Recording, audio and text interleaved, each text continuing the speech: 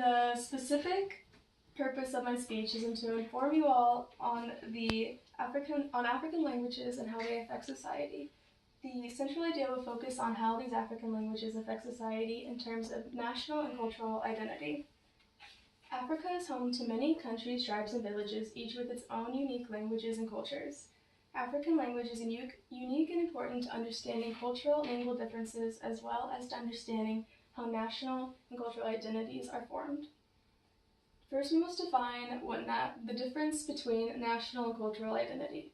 National identity is the sense of unity under one nation with one culture or language, while cultural identity is the sense that individual groups get within their identity based on their unique cultures and languages.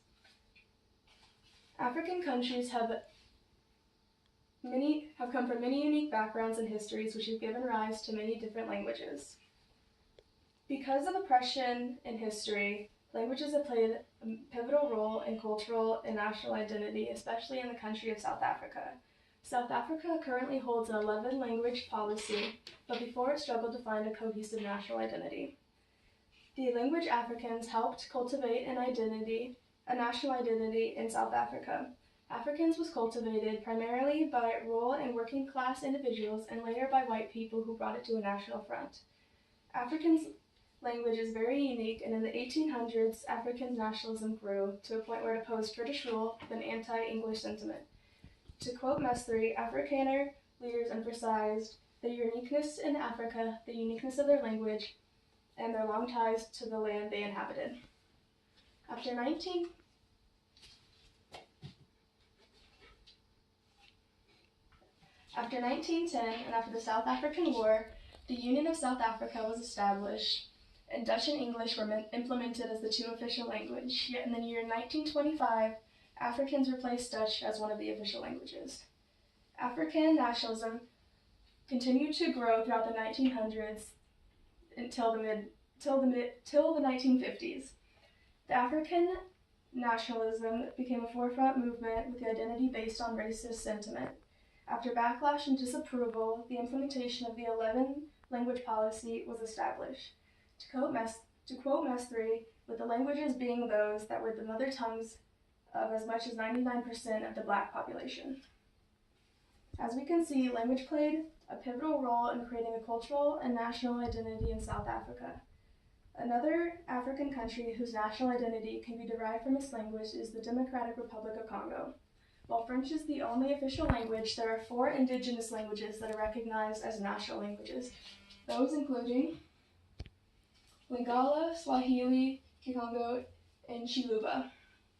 To quote Bakamba, as in the Democratic Republic of Congo, is one of the most multilingual nations in Africa, with an estimated 214 indigenous languages and ethnic groupings. With so many cultures, one may ask how the national identity may interact with its diverse cultural identities.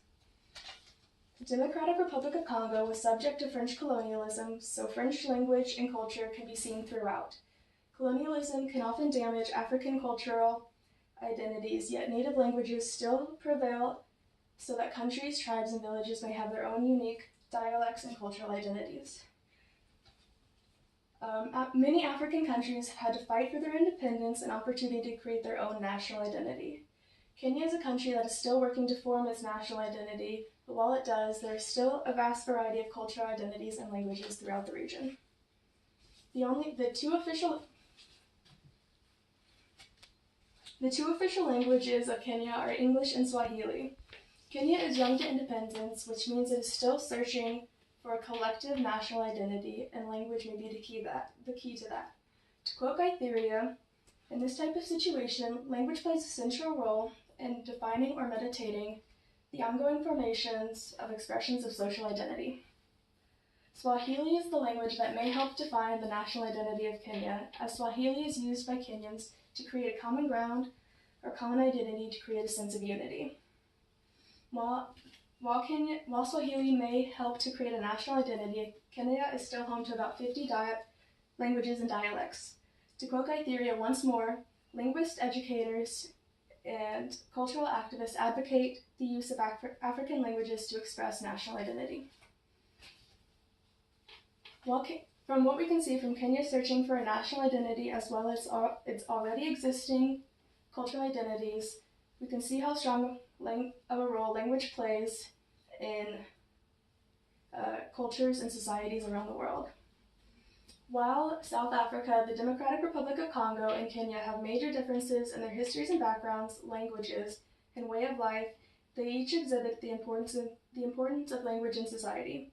Language and dialects create a sense of unique cultural identity in cultures and regions around the world, and we can learn from African languages how important it is to have language at the forefront of creating national and cultural identities. Thank you.